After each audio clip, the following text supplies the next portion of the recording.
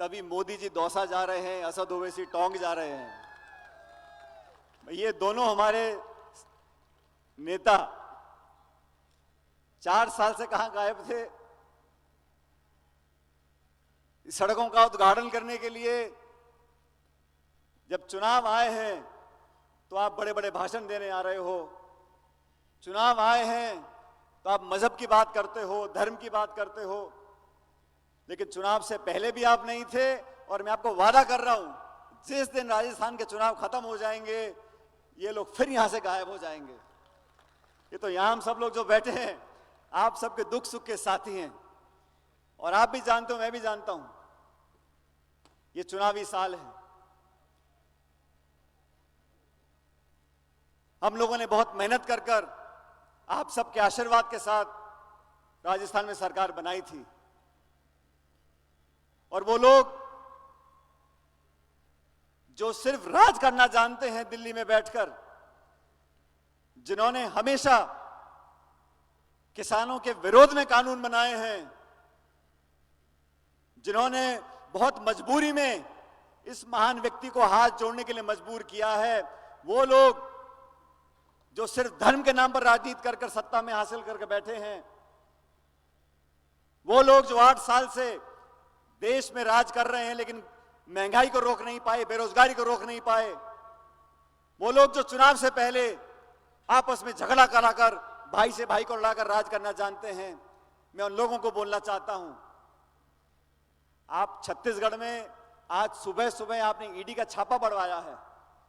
Congress party का अधिवेशन 3 दिन के बाद है छत्तीसगढ़ के अंदर, और आज ईडी की कार्रवाई वहां पर हो रही है। पूरा देश देख रहा है, मौका परस्त लोग जो भावनाओं को बढ़ाकर लोगों का वोट लेकर राज कर रहे हैं, हर मोर्चे पर देश को फेल किया है। 70 साल में इतनी बेरोजगारी नहीं जितनी आज है। मैं उन लोगों से पूछना चाहता हूं कि आपने क्या योगदान दिया 8 सालों के अंदर? जनता ने पूर्ण बहुमत की सरकार आपकी बनाई है, लेकिन आप जनता की उम्मीदों पर खरे नहीं उतरे, और जब चुनाव आएगा फिर आप वही करोगे।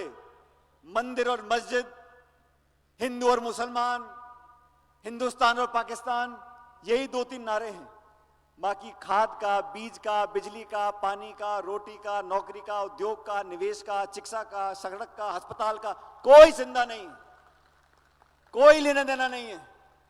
चुनाव से पहले भाषण देने आ जाओ।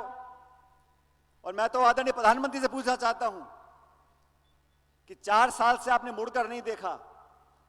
आपने एआरसीपी को राष्ट्रीय परियोजना घोषित करने की आपने 5 साल पहले वादे किए थे, वो आपको याद नहीं आए।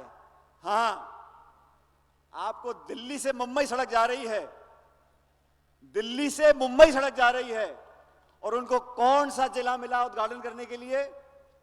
दौसा जिला मिला। उनको भी मालूम है कि जहां हमारा गढ़ है हमारी पार्टी का, हम लोगों का, वहीं जाके दस्तक देनी है।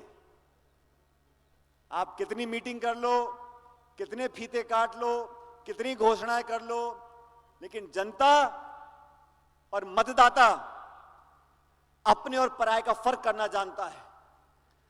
उसको मालूम है कौन हमारे लिए जीने मरने को तैयार है और कौन वोट लेने के लिए यहां पर आए हैं। इसलिए साथियों, मैं खासकर नौजवान साथियों को बोलना चाहता हूं, आने वाला जमाना आपका है, ये प्रदेश और देश आपका है, आपके कंधे पर बहुत बड़ी जिम्मेदारियां हैं। हम लोग अगर संगठित रहेंगे, मजबूती से काम करेंगे। पिछले दिनों में मैंने प्रदेश में कई जगहों जाकर किसान सम्मेलन किए, और हमने केंद्र सरकार को आह्वान किया कि आपने खरीद पर कानून अभी तक नहीं बनाया, 3 काले कानून वापस ले लिए, लेकिन एमएसपी पर कानून नहीं बनाया। हम केंद्र सरकार को मजबूर करेंगे कि एमएसपी पर कानून बनाए, ताकि किसान की खरीद एक गारंटी बने और कानून में प्रावधान डाला जाए।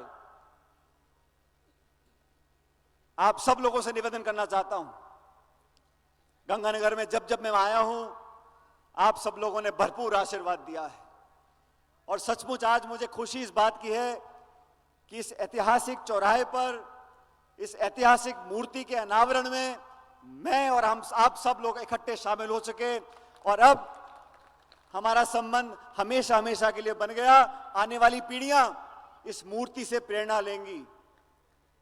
जिन चुनौतियों का सामना कर कर बाबा साहब ने पढ़ लिख कर इस देश के संविधान का निर्माण किया, वही बात स्वर्गीय पायलट साहब कहा करते थे कि गरीब के बच्चे, किसान के बच्चे, दलित के बच्चे पढ़ लिख कर उन कुर्सियों पर बैठ जाएं जहां से इस देश और प्रदेश की नीतियां बनती हैं, तब इस देश और प्रदेश का विकास होगा। इस बात को सच करने के लिए हम सबको बच्चों को पढ़ाना पड़ेगा।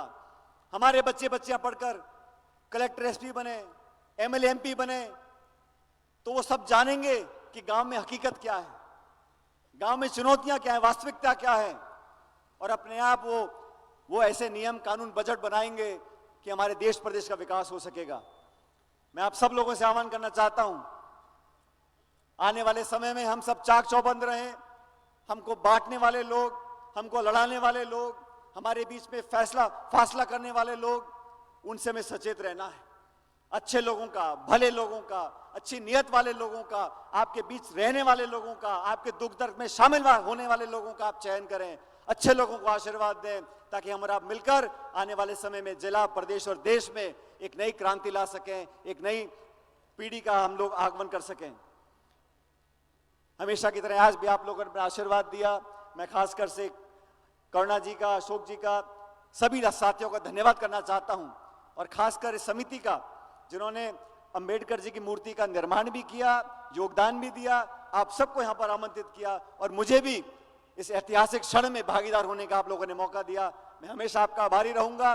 मैं तो परमपिता परमेश्वर से कामना करता हूं, ऊपर वाले से दुआ करता हूं कि आप सब हमेशा खुश रहो, फलो फूलो, आगे बढ़ो। हमारा आपस का प्रेम, प्यार, भाईचारा, कोई हिंदू है, कोई मुसलमान है, कोई सिख है, कोई अगड़ा है, कोई पिछड़ा है, कोई आदिवासी है, कोई दलित है, हम सब का खून लाल है। हम सब एक दूसरे के भाई हैं। हमें इस भावना को आगे बढ़ाना है और देश और दुनिया को दिखाना पड़ेगा कि हमारी एकता में कितनी ताकत है। इस एकता को बनाए रखो। भगवान हमको आने वाले समय में बहुत सारी खुशियां दे।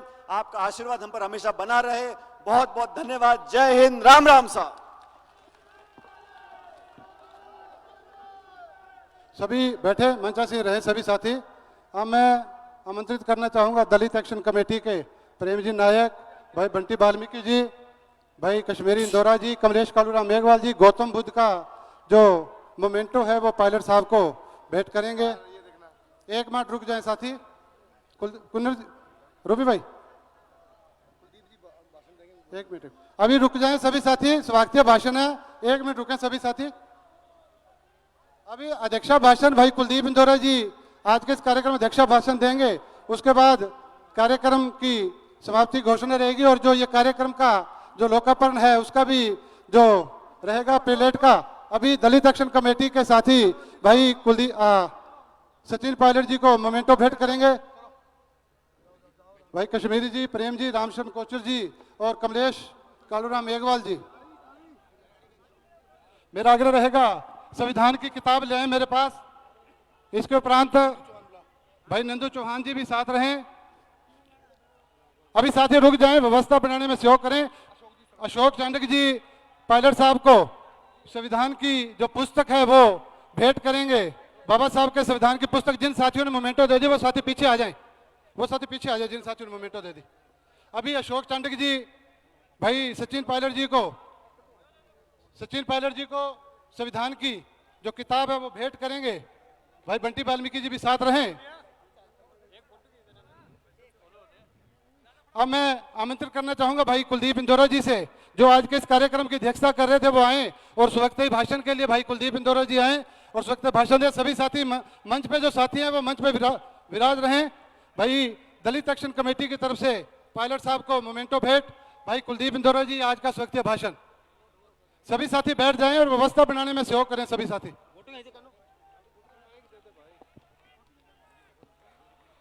आज के इस मूर्ति अनावरण के कार्यक्रम में जो बड़ा ही शानदार और ऐतिहासिक कार्यक्रम है, इसमें हमारे बीच में पधारे हमारे नेता, पूर्व उप मुख्यमंत्री, प्रदेश कांग्रेस कमेटी के अध्यक्ष सचिन पायलट जी, इनका मैं स्वागत अभिनंदन करता हूं।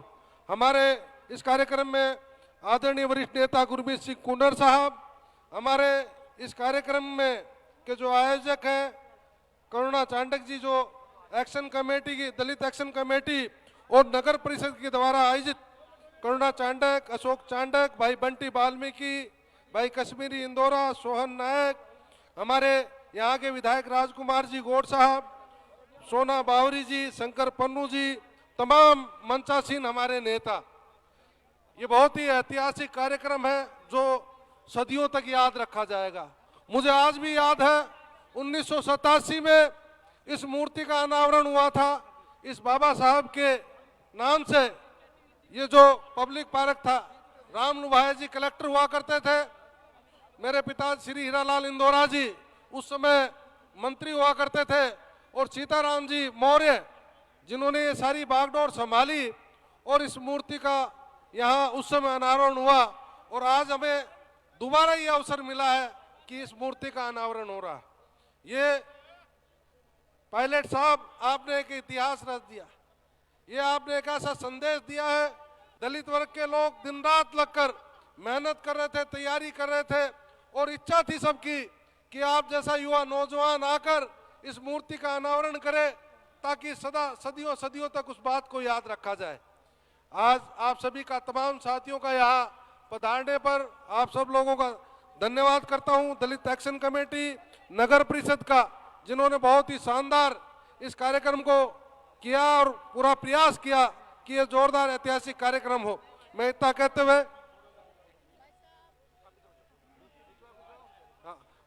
हुए बहुत बहुत धन्यवाद।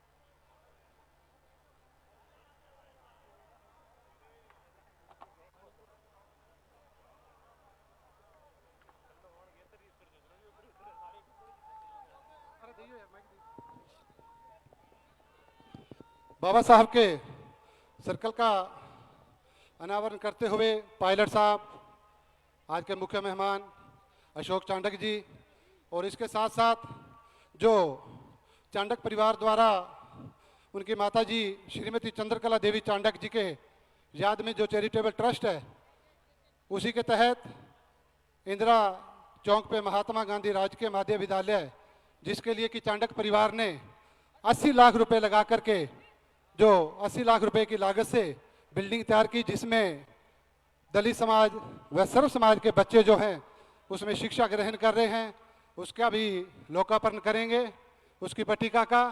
और उसके साथ चांडक परिवार द्वारा जो धर्मशाला, जीनगढ़ धर्मशाला में जो बच्चियों के लिए लाइब्रेरी संचालित करवाई गई है, अपनी माता श्रीमती चंद्रकला देवी चांडक जी के याद में, उसका पट्टिका का भी लोकार्पण करते हुए पहले लोकार्पण इसका बाबा साहब के सर्कल का लोकार्पण अशोक भाई साहब, अशोक चांडक जी, पहले लोकार्पण पट्टिका का सभी साथी व्यवस्था बनाने में सहयोग करें। और जो तमाम साथी आज यहाँ पहुंचे, आप सभी साथियों का मैं दलित एक्शन कमेटी की तरफ से हार्दिक स्वागत, अभिनंदन। पायलट साहब लोकार्पण पट्टिका का अनावरण करते हुए, और आप लोगों का प्यार स्नेह इसी तरीके से सदैव बना रहे। आप तमाम साथी जो पहुंचे, आप सभी साथियों का स्वागत, अभिनंदन। हमारे बीच एससी प्रकोष्ठ के हमारे कांग्रेस पार्टी के जिलाध्यक्ष भाई राजेश नागर जी पहुंचे, आपका भी हार्दिक स्वागत, अभिनंदन। ग्राम पंचायत तीनी चोटी से सरपंच अमीलाल जी सीगढ़, राजीराम जी सीगढ़ अपने तमाम साथियों के साथ पहुंचे, आपका भी हार्दिक स्वागत, अभिनंदन। भाई ललित डाबला जी अपने तमाम साथियों के साथ पहुंचे, आपका भी स्वागत, अभिनंदन। एक बार पुनः दलित एक्शन कमेटी की तरफ से आप सभी साथियों का मैं हार्दिक स्वागत, अभिनंदन करता हूं। और जो तमाम साथी यहाँ हमारे पहुंचे, उन सभी साथियों का भी स्वागत। व्यवस्थाएं बनाने में